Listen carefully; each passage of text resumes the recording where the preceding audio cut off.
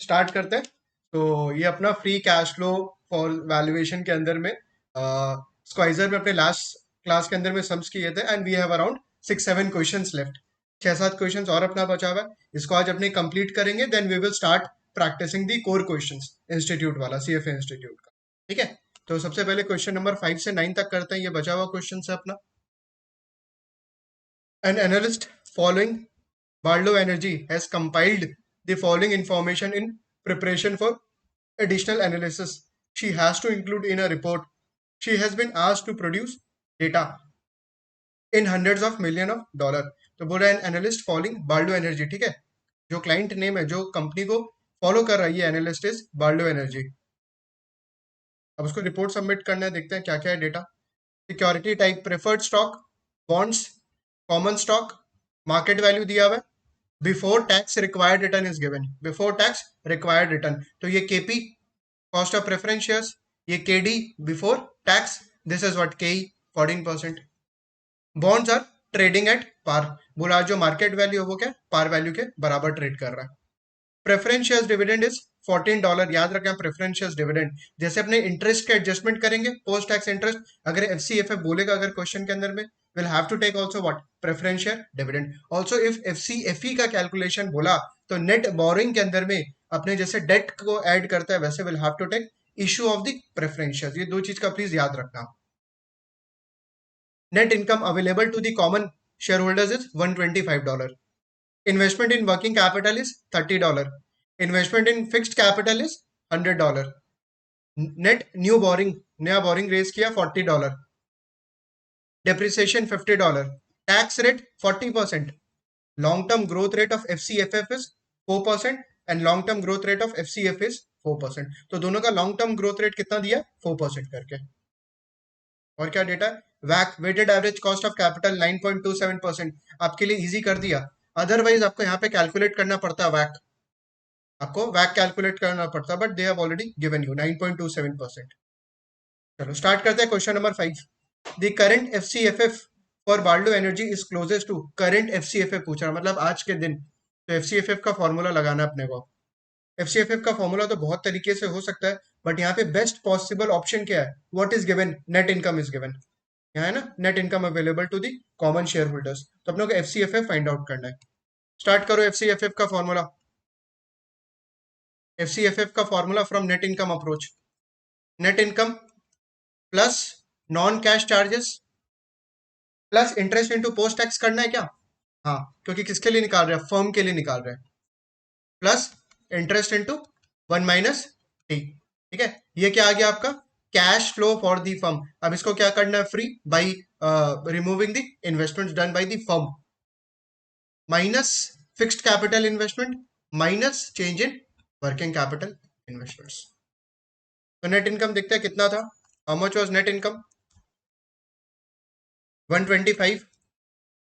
Non cash charges में सिर्फ depreciation था इस सम में, बिकॉज गेन और लॉस ऑन एसेट सेल वगैरह कुछ नहीं है। Non cash charges where is depreciation 50 plus post tax interest. तो इंटरेस्ट अमाउंट निकालो, इंटरेस्ट अमाउंट यहाँ पे दिया हुआ है क्या सब में डायरेक्टली,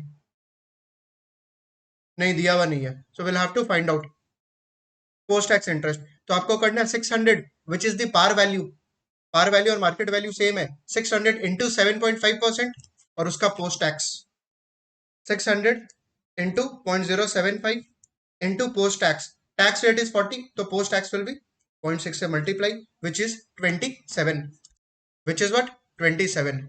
अब एक सेकेंड, यहाँ पे मैंने क्या किया, इंटरेस्ट इंटू 1 - टी लिखा, बट इस सम्स के अंदर में there is a preference dividend also, तो मेरे को यहाँ पे एक और चीज ऐड करना पड़ेगा, प्रेफरेंस डिविडेंड। क्यों, क्योंकि this net income is after the distribution of what preference dividend, तो मेरे को यहाँ पे प्रेफर्ड डिविडेंड भी ऐड करना पड़ेगा। How much is your preferred dividend $14 minus fixed capital investment and change in working capital. Fixed capital कितना 100 and how much is your working capital 30। ठीक है, तो 130, 100 माइनस 30, तो आपका टोटल इन्वेस्टमेंट्स माइनस हो गया। चलो अब देखते हैं कितना free cash flow for the firm बचा हुआ है, कैलकुलेट करिए। +14 +50 +125 -130, 86 आ रहा है, 86 free cash flow for the firm for the current year. Option number C. Question number 6, the total value of Barlow Energy using a single stage FCFF model is closest to, it's very easy, आपको Gordon growth वाला formula लगाना है। पूरा single stage FCFF model से बताओ total value कितना आ रहा है। तो यहाँ पे ग्रोथ रेट दिया हुआ है अपने को FCFF का, ठीक है, वैक दिया हुआ है, तो अपने को क्या करना है, जो अपने निकाले हैं FCFF will have to multiply by the growth rate FCFF for the next year divided by what, KC minus.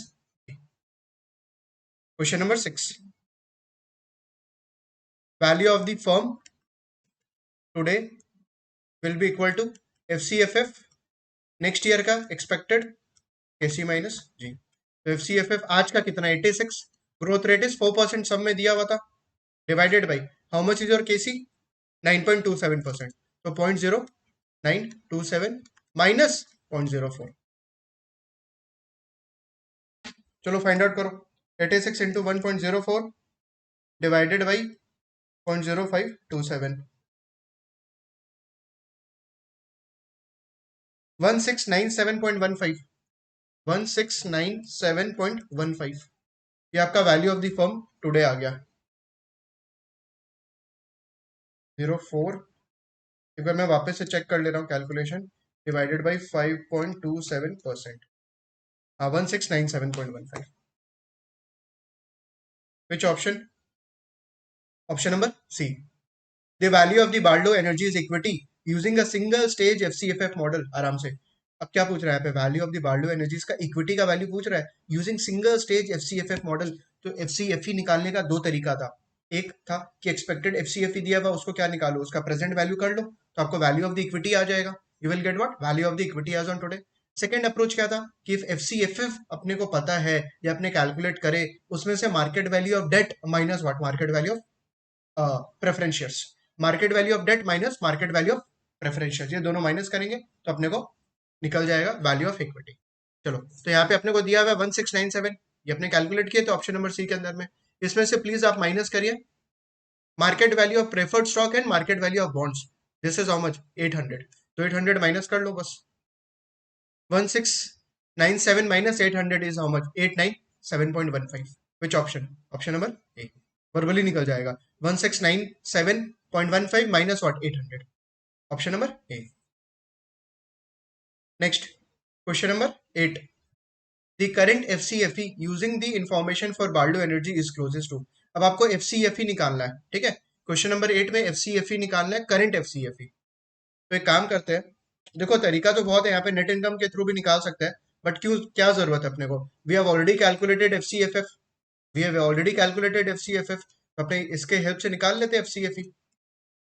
FCFE is equal to FCFF, बताओ और क्या एडजस्टमेंट करना है, FCFE कैलकुलेट करना है फ्रॉम FCFF, डिप्रिसिएशन सब नॉन कैश चार्जेस एडजस्टमेंट हो चुका, ठीक है, इक्विटी के लिए निकालना, तो एक काम करते हैं पोस्ट टैक्स इंटरेस्ट हटा दो, बिकॉज इक्विटी के लिए निकाल रहे हैं ना, और इसके अंदर तो अपने ऐड किए हैं FCFF के अंदर में, और प्रेफर्ड डिविडेंड हटा दो, तो minus interest into 1 minus T minus preferred dividend. और कुछ करना है क्या एडजस्टमेंट, फिक्स कैपिटल आ चुका, वर्किंग कैपिटल आ चुका, कहाँ आ चुका है FCFF के अंदर में, एक और एडजस्टमेंट करना पड़ेगा नेट बोरोइंग का, क्यों, क्योंकि आपने जो माइनस किया, आपने जो FCFF में माइनस किया वो ज्यादा माइनस कर दिया, you have reduce the investment of both preferred equity and debt, right, तो आपने ज्यादा माइनस कर दिया, you will have to adjust by what, adding the net borrowing plus net borrowing. तो FCFF कितना निकला हुआ अपना,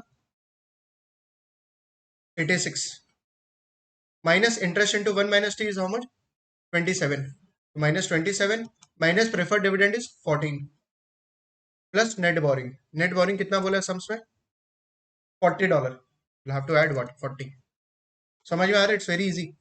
देखो क्या तो तुम नेट इनकम लेता और उसके बाद नॉन कैश चार्जेस ऐड करता, और इंटरेस्ट तो करना नहीं था, fix capital investment working capital investment minus करता प्लस नेट बोरिंग करता। मैंने क्या किया, सिंपल FCFF से पिक कर लिया, और FCFF में से since I have added interest into 1 minus t and preferred dividend, I have to remove because I am calculating for whom, equity holders के लिए, तो वो हटाना पड़ेगा। चलिए कितना आ रहा है, 86 माइनस 27 माइनस 14 प्लस 40, 85, 85 आ रहा है FCFE।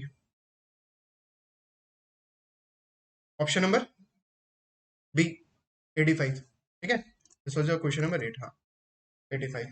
Question number 9, the value of Baldo Energy's equity using a single stage model and the current FCFE is closest to।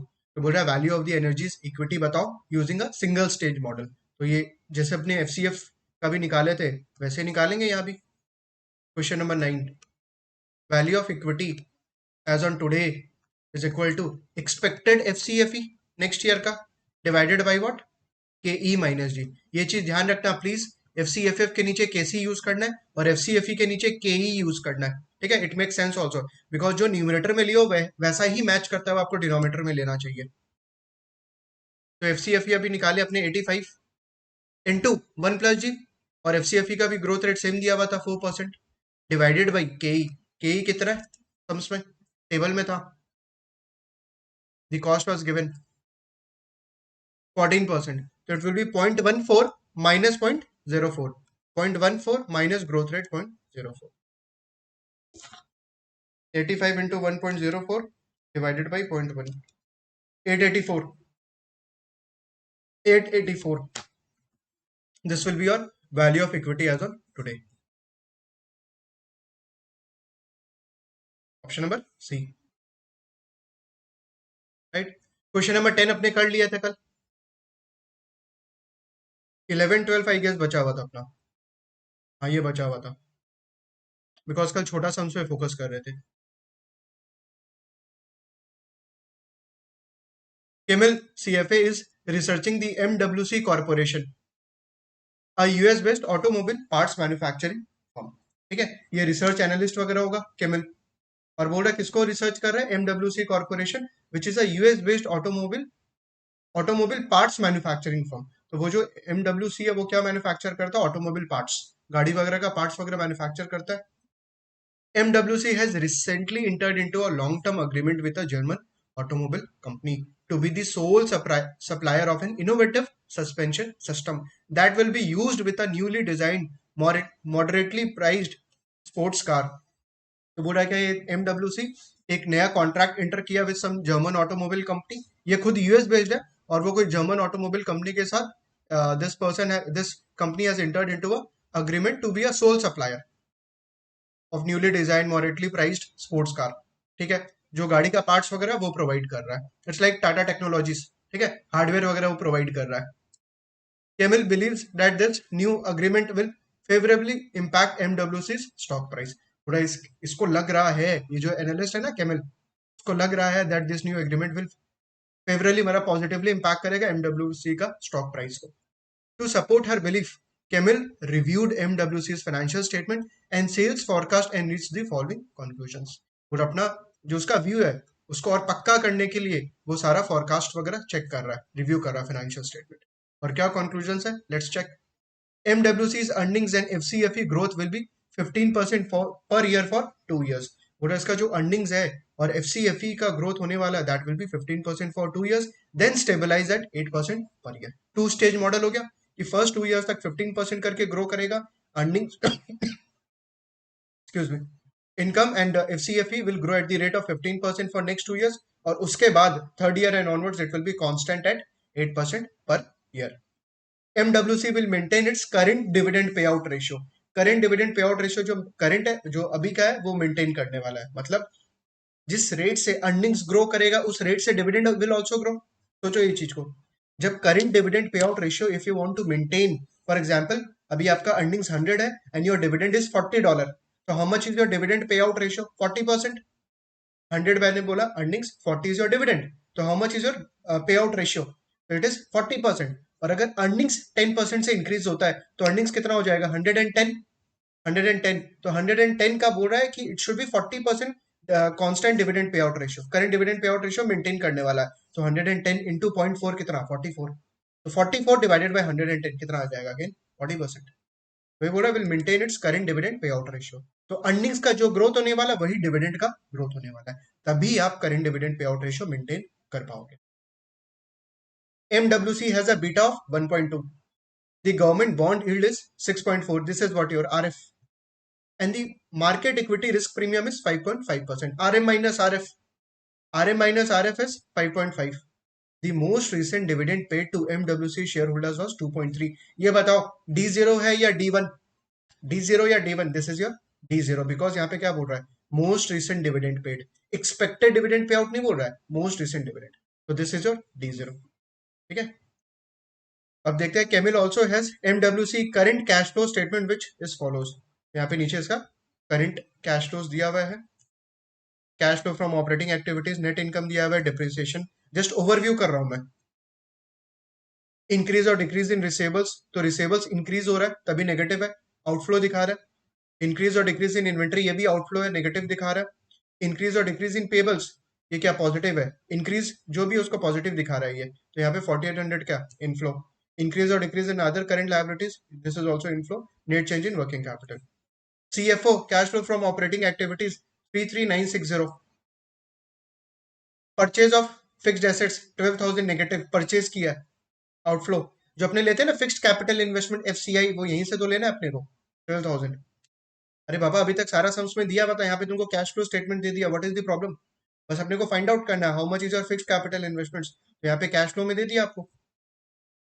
Next, cash flow from financing activities, changes in debt outstanding 3200, तो बोरो किया होगा, positive है।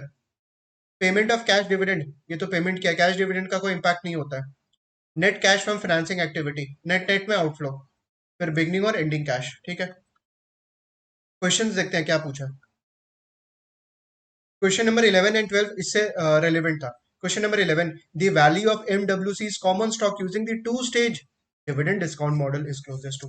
आपको previous वाला reading का practice करवा रहा है, बोल रहा है कि DDM मेथड के थ्रू बताओ वैल्यू ऑफ द इक्विटी क्या होगा। डिविडेंड डिस्काउंट मॉडल के through will have to apply what, two stage dividend discount model. चलिए करते हैं। D0 अपने पास दिया हुआ था 2.3।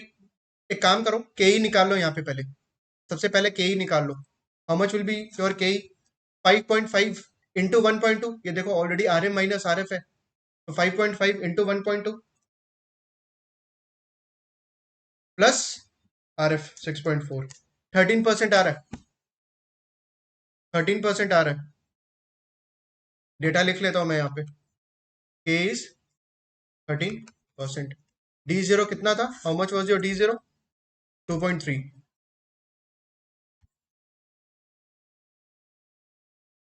0 1 2, ये 2.3 है। और यहाँ पे ग्रोथ रेट कितना दिया फॉर 2 ईयर्स, 15%, उसके बाद 8%। तो फर्स्ट 2 ईयर्स 15% करके ग्रो करेगा, उसके बाद 8% करके। इसको तो अपने डायरेक्टली कैलकुलेटर पे कर सकते हैं, right? If you remember, DDM method तो अपने क्लास के अंदर में 5 ईयर्स 7 ईयर्स तक का भी किए हुए हैं डायरेक्टली ऑन द कैलकुलेटर। ये तो बहुत ईजी है, 2 ईयर्स का है जस्ट, उसके बाद कांस्टेंट है। तो आपको क्या करना है, go to cash flow mode, directly cash flow mode में जाओ, second clear work, CF second clear work, cash flow enter arrow down, C01 will be 2.3 into 1.15, 2.645, 2.645 STO1, enter arrow down दो बार, फिर C02 RCL1 इंटू 1.15, 3.04 आ रहा है, 3.04 cash flow to STO1 enter arrow down, बाहर आ जाओ CSC। ठीक है, तो अपने CF1 CF2 D1 D2 निकाल लिया, अपने को क्या निकालना है, P2, and P2 will be what, D2 into 1.08, जो ये नया वाला ग्रोथ रेट है, डिवाइडेड बाई व्हाट, 0.13 माइनस 0.0। चलो करो, RCL1 3.04 इंटू 1.08 डिवाइडेड बाई 0.05, 65.70, 65.70। इसको STO1 में प्लीज डाल दो, STO1 में डाल दो। Go to again cash flow mode, फिर enter arrow down arrow down arrow down, C02 में ऐड कर दो, 68.74 आ रहा है, C02 68.74 final, enter arrow down, press NPV, आई पूछ रहा है, आई इज व्हाट, 13%, 13 डालो, एंटर एरो डाउन, NPV पूछ रहा है, कंप्यूट 56.176। आपका वैल्यू ऑफ द इक्विटी हो गया through dividend discount model 56.177, around 56.18, right? काफी इजी है, 2 years का ही सम था ये तो। 56.17 यार है 56.33 क्लोजेस्ट, तो option number 8 it's all about rounding off के कारण हो रहा होगा। 56.33 ले रहे लोग, that is the closest answer. Next, question number 12, the value of MWC's common stock using the two stage FCFE। अब आपको वैल्यू निकालना है FCFE using two stage FCFE। एक काम करो, सबसे पहला FCFE फाइंड आउट करते हैं from the data. Let's find out FCFE। तो FCFE कैसे निकालें? अप्रोचेस तो बहुत सारा है, बट यहाँ पे अपने पास कौन सा बेस्ट डेटा अवेलेबल है? कौन सा डेटा अवेलेबल है? Cash flow from operations. देखो है तो नेट इनकम भी, है तो अवेलेबल नेट इनकम भी। I could have started from net income, then I have to add non cash charges, I have to adjust all this. तो अगर अपने को ये सारे एडजस्टमेंट करके दिया हुआ है, let's start with CFO। Best, CFO से स्टार्ट करते हैं। Question number 12, FCFE। याद करो formula, CFO cash flow from operating activities. और क्या करना है मेरे को इसके अंदर में? और क्या करना है? Working capital no, non cash charges no, because वो सारा चीज आ चुका। क्या बचा हुआ है? Fixed capital investment minus fixed capital investment plus what? Net borrowing. Plus what? Net borrowing. तो कैश फ्लो फ्रॉम ऑपरेशंस कितना दिया हुआ है? 33960, 33960 minus fixed capital investment is 12,000, और नेट बोरिंग भी यहाँ पे है 3200 पॉजिटिव है, मतलब ये बोरो किया है, रिपेमेंट नहीं किया, बोरो किया है। तो 12,000 माइनस होगा एंड 3200 क्या होगा? Plus. Minus 12,000 plus 3200, is it fine? Boring minus repayment, तो रीपेमेंट नहीं किया, बोरिंग किया, नेट बोरिंग किया, दिस इज प्लस 3200। कितना आएगा देखो? 33960 minus 12,000 plus 3200, 25160, 25160, is it fine? अब एक काम करते हैं, अपने को यहाँ पे पर शेयर निकालना है ना, पर शेयर फाइंड आउट करना है FCFE। देखो दिया हुआ है यहाँ पे सब में, the value of MWC's common stock using the two stage FCFE approach. ये सारा पर शेयर, क्योंकि यहाँ भी पर शेयर का वैल्यू चल रहा था, क्योंकि अपने डिविडेंड पर शेयर लिए थे। तो एक काम करो, FCFE को भी पर शेयर बना देते हैं। कैसे बनेगा? नंबर ऑफ शेयर्स दिया है क्या यहाँ पे? नहीं, नंबर ऑफ शेयर्स नहीं दिया हुआ है, number of shares is not given. अच्छा, यहाँ पे ये दिया हुआ है पेमेंट ऑफ कैश डिविडेंड, कि टोटल डिविडेंड कितना पे आउट किया? 23920, और यहाँ पे पर शेयर डिविडेंड दिया हुआ है 2.3, is it fine? Total dividend दिया हुआ है, डिविडेंड पर शेयर दिया हुआ है, तो टोटल डिविडेंड में से डिविडेंड पर शेयर अगर डिवाइड करेगा तो you will get what? Number of shares. Total dividend divided by dividend per share, if you do you will get what? Number of shares. तो आपको क्या करना है?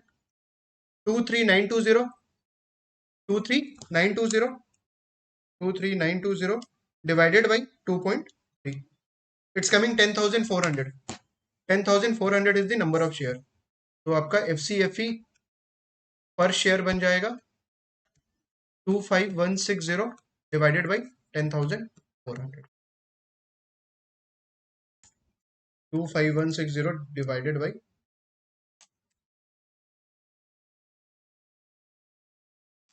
2.419, मतलब 2.42 अप्रोक्सीमेटली, 2.42। बस, ये आपका करंट FCFE निकल गया, और आपको वैल्यू ऑफ द इक्विटी पता करना है। तो this will be expected FCFE, तो 2.42। ग्रोथ रेट याद है 4% ही था FCFE का, 1.04 डिवाइडेड बाई यही अपने निकाले थे 13%, या it will B 0.13 minus 0.04। Growth rate 4% था ना?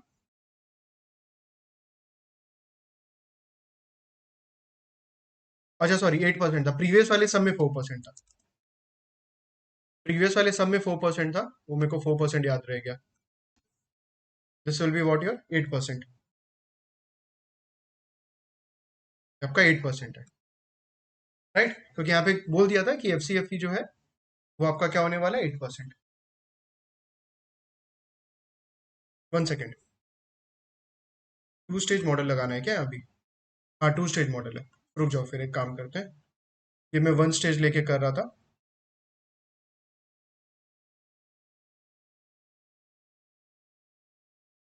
आई वॉज थिंकिंग 1 स्टेज, क्योंकि प्रीवियस वाला सब मेरे दिमाग में चल रहा था। ओके ये current F C F E आ गया, which is 2.42, 0th point of time पे।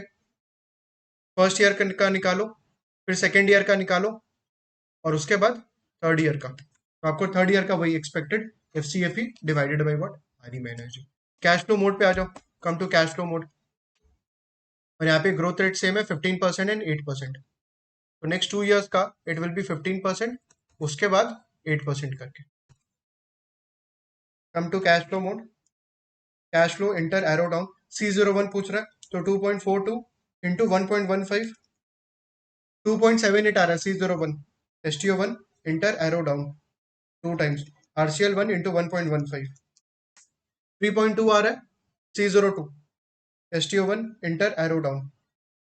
अब आपको निकालना है P2, तो P2 हो जाएगा आपका नेक्स्ट ईयर का FCFE, which will be 3.2 into 1.08 divided by what, KE minus D. How much is your KE?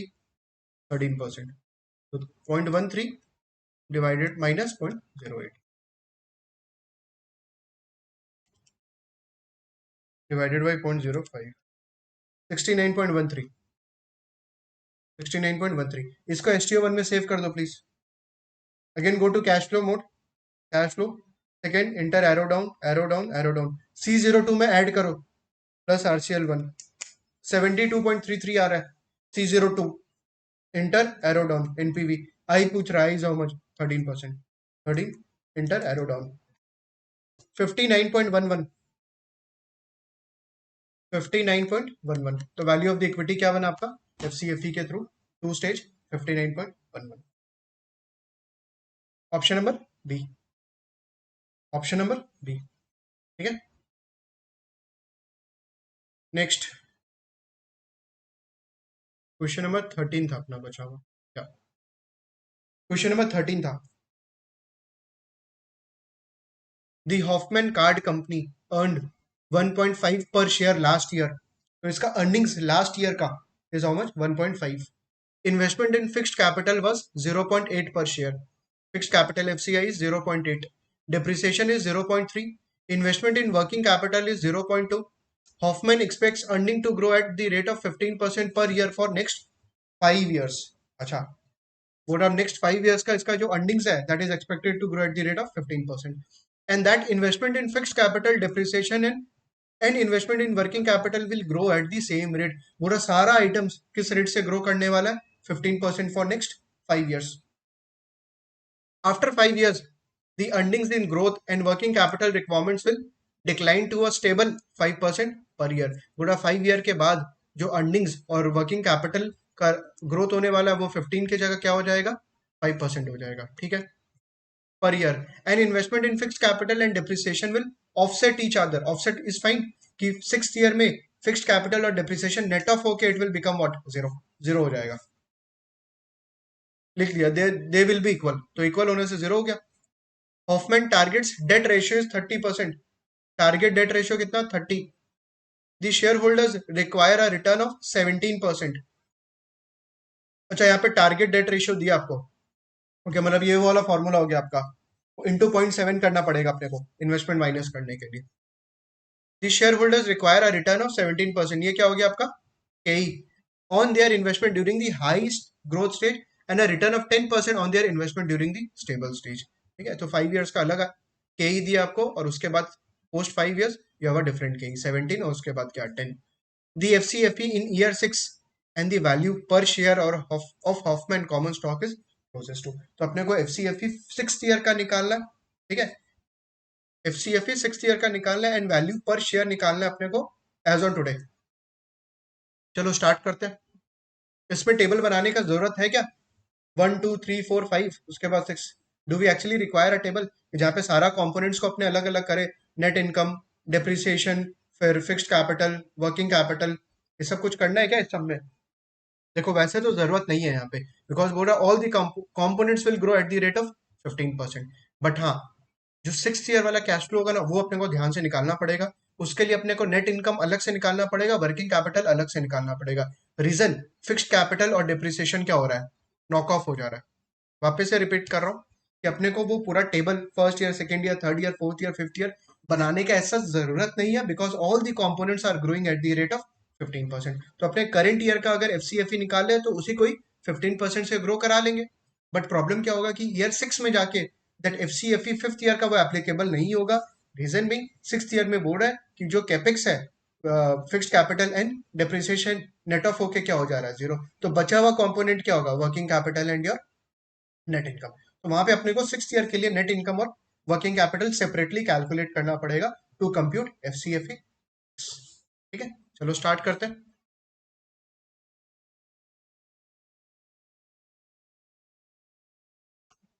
This is your question number 13।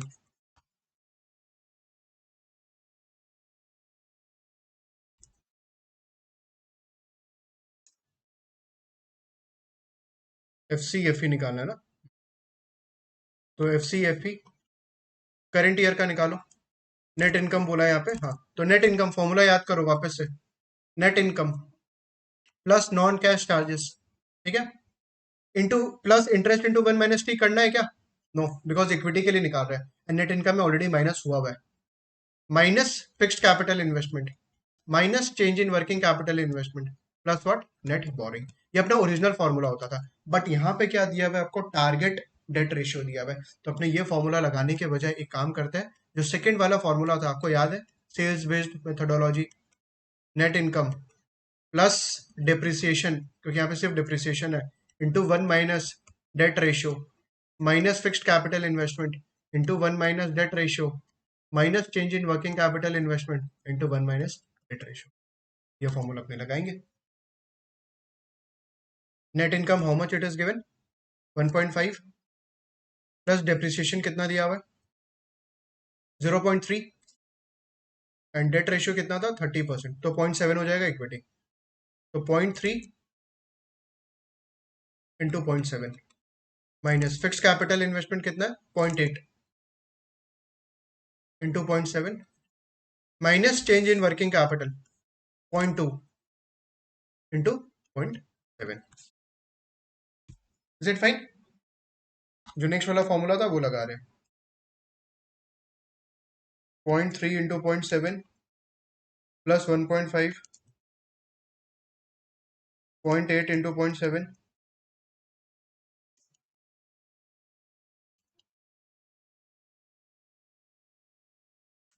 1.01 आ रहा है, 1.01। This is as on today, yup, आज का value आया। This is as on today. यहाँ पे number line draw कर ले रहा हूँ मैं, 0th point of time 1, 2, 3, 4, 5th, उसके बाद 6th ईयर। तो F C F E zero आ गया अपने को, F C F E zero आ गया 1.01।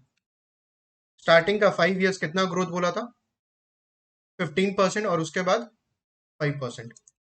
तो एक काम करो, 5 ईयर का एफ सी एफ ई निकालो eight the rate of 15%, please 15% निकालिए। 1.01 इंटू 1.15 1.16 फर्स्ट ईयर का, इंटू 1.15 1.335 इंटू 1.15 1.536 इंटू 1.15 1.766 इंटू 1.15 2.03। ठीक है, अब रुक जाओ।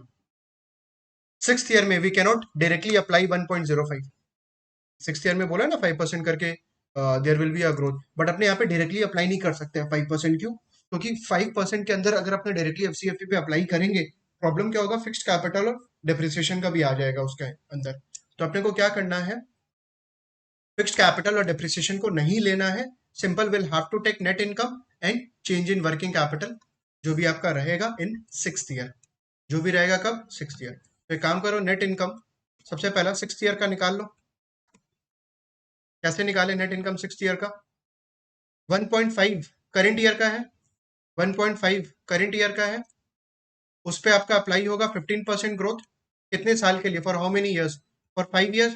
तो ये कितने टाइम पे आ जाएगा net income at the end of 5th year. But मेरे को कब का चाहिए, 6th ईयर का, तो आप मल्टीप्लाई कर दो 1.0। Is it fine?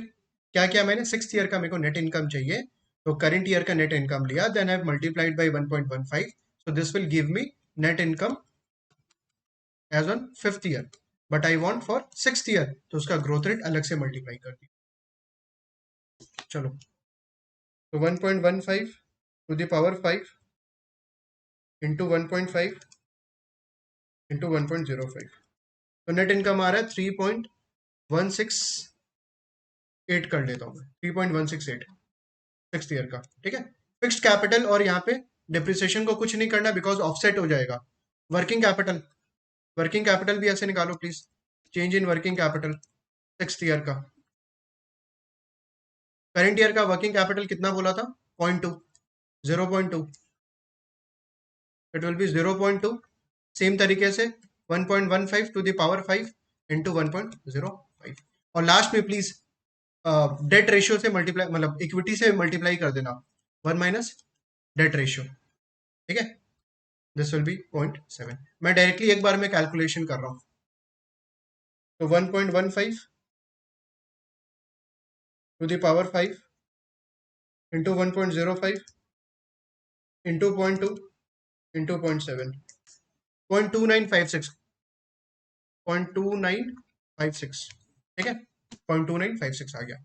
चलिए, तो आपका F C F E 6th year का क्या बन जाएगा, F C F E 6th year का 3.168 minus 0.2956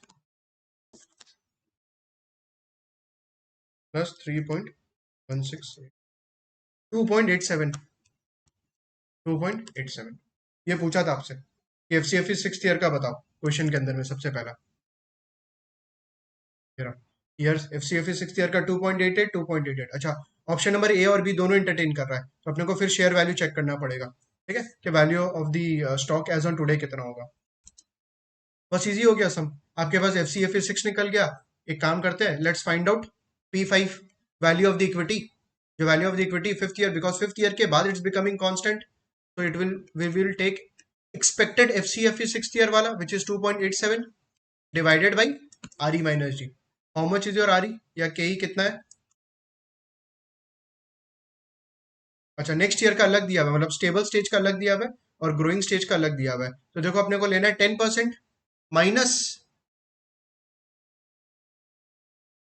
5%, so it will B 10% minus 5%, कितना हो गया नीचे 0.05, 5% बचेगा, 0.10 minus 0.05, so it will be 2.872 divided by 0.05, 57.45, 57.4। बस अपने पास सारा डेटा है, तो this is your 5th year का नंबर। तो आपको क्या करना है, यहाँ पे अपने पास कैश फ्लोज है, 1st year, 2nd year, 3rd year, 4th year, 5th year का, प्लस इसके अंदर में आपको 5th ईयर वो भी ऐड कर दो, 57.45, 57.45। ठीक है, अब ये सारा डेटा कैश फ्लो मोड पे जाके एनपीवी कैलकुलेट कर लीजिए। You have to use this data and you have to calculate what, NPV at the rate of I by Y. क्या लेना है, अलग रेट दिया हुआ था, you can not take 10%, high growth stage का अलग दिया था 17%, 17%, राइट, तो यू हैव टू टेक 17 और आई बाई वाई कैलकुलेट कर लो, that will be your answer. Go to cash flow mode, second clear work, second cash flow, enter arrow down, C01 1.16, C02 1.335, enter 2 times arrow down, 1.536, enter 2 times arrow down, 1.766, enter 2 times arrow down, 5th year में 2.03 plus 57.45, enter arrow down, NPV I is your 17, enter arrow down, compute 30.99, 30.99 मतलब around 31 आ रहा है, 31, option number A. तो आपका option number A correct answer है। Is it fine? तो option number A और B में दोनों मैच कर रहा था, 31.08 is your final answer, option number A. Question number 14 अपने कर लिए थे, 15 16 भी अपना हो गया था, 17 भी अपना हो गया था। परफेक्ट। तो आई थिंक अपना सारा हो गया स्क्वाइजर का सम्स, बीच का एग्जाम्पल सारा अपने कर लिया, और चैप्टर एंड का क्वेश्चंस भी अपने कर लिया, अपना कुछ भी छूटा हुआ नहीं है यहाँ। 2 to 4, हाँ ये सब तो हो ही गया था। yesterday we had done question number 2 to 4, हाँ ये हमने- ठीक है, तो यहाँ पे आपका पूरा का पूरा कंप्लीट हो गया स्क्वाइजर का।